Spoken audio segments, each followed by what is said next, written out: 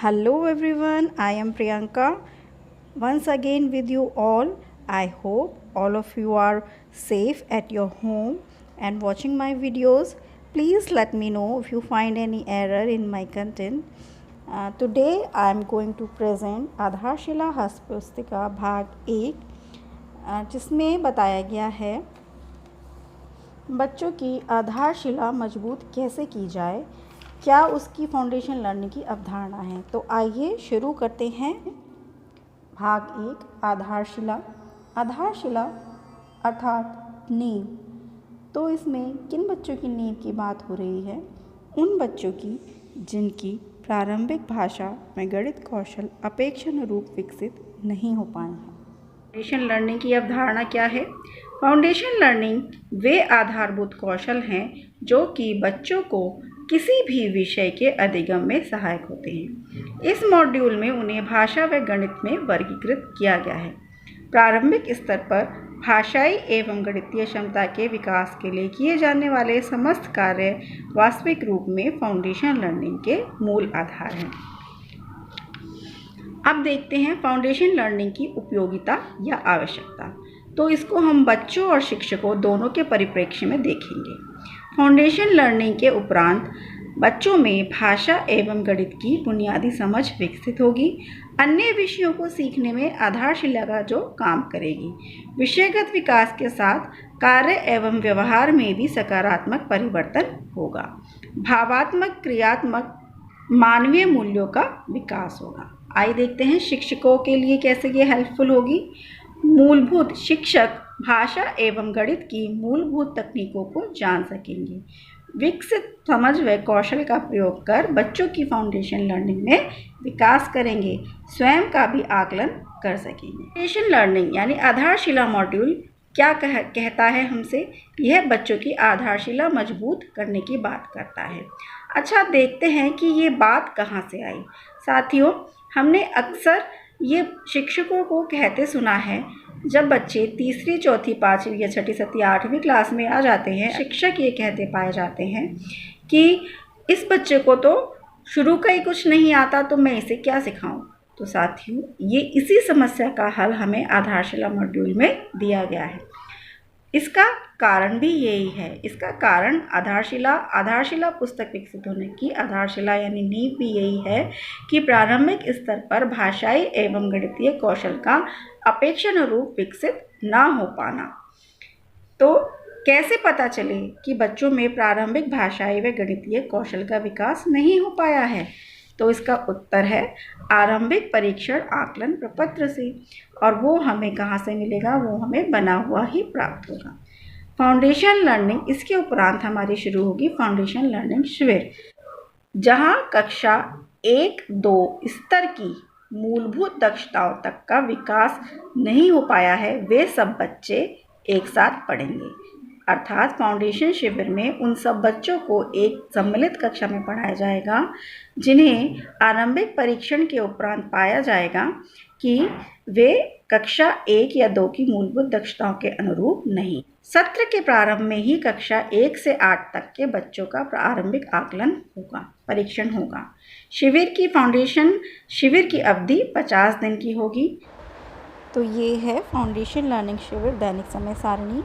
इसमें कक्षा 1-2 तक के स्तर वाले बच्चों के लिए एक अलग सम्मिलित कक्षा चलाई जाएगी जिसे फाउंडेशन लर्निंग शिविर का नाम दिया गया है। इसमें 90 मिनट के 2 वादन यानी 2 पीरियड्स रखे गए हैं। प्रथम वादन में भाषा तथा दूसरे वादन में दूसरे पीरियड में गणित का विषय लिया जाएगा।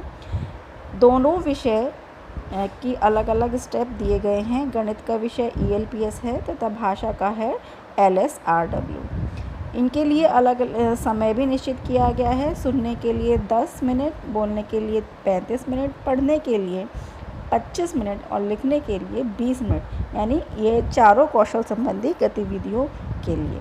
इसके बाद मैथ्स में भी इसी तरह ELPS यानी समय डिवाइड किया गया है 30, 10, 20 और 20 मिनट प्रतिदिन। इस हिसाब से हमें ये दैनिक समय सारणी 50 दिवस के लिए मनानी है।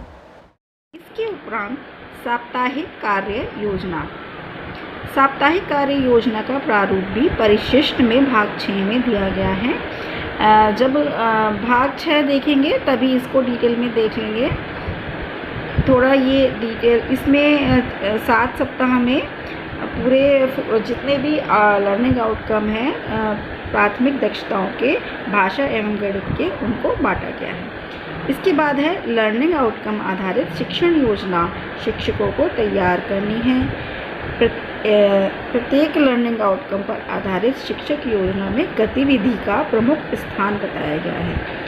प्रत्येक बच्चे का सीखना सुनिश्चित करना ही है शिक्षक को, यानी ऐसी गतिविधियां नियोजित करनी है जिसमें प्रत्येक बच्चा सीख सके। भावनात्मक जुड़ाव को इसमें विशेष महत्व दिया गया है।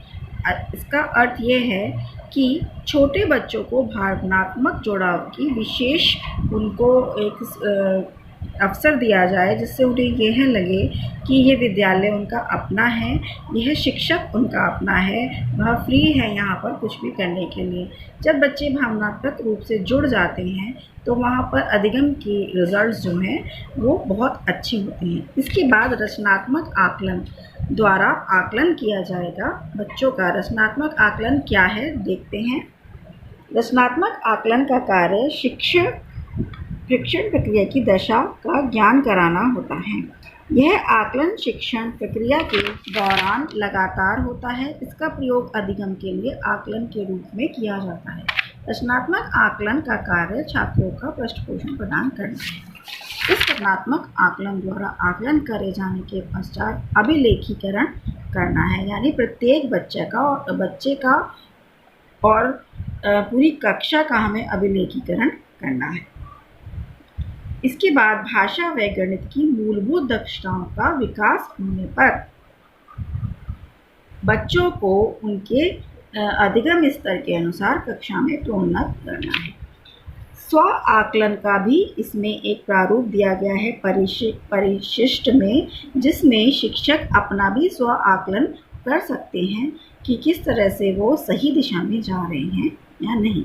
तो साथियों, इस तरह हमने देखा भाग 1 में हमें क्या क्या बताया गया है। हमने देखा भाग 1 में फाउंडेशन लर्निंग क्या है, इसकी आवश्यकता और उपयोगिता बच्चों और शिक्षक के परिप्रेक्ष्य में क्या है, किस तरह से हमें फाउंडेशन लर्निंग को लेकर चलना है, किस तरह से आकलन करने के बाद फाउंडेशन शिविर चलाना है, फाउंडेशन शिविर के दौरान क्या क्या चीज़ों का ध्यान रखना है, क्या प्रक्रियाएं करनी है, वो सब हमने इस वीडियो में देखा। आगे हम भाग 1 की अभी कुछ और चीज़ें बच गई हैं, जैसे केंद्रक और फोकल आउटकम और नेस्टेड आउटकम्स। इन चीज़ों को और गतिविधि का एक बहुत मुख्य भाग बचा है, जिसे अगले ही वीडियो में लेना उचित रहेगा, क्योंकि वीडियो नहीं तो बहुत लंबा हो जाएगा। तो साथियों, यह वीडियो देखें और अगर कोई प्रश्न हो तो कमेंट बॉक्स में ज़रूर डालें। मैंने कोशिश की है कि इसको सरल से सरल मैं बना सकूं। Thank you so much video देखने के लिए। आप सबका बहुत बहुत धन्यवाद।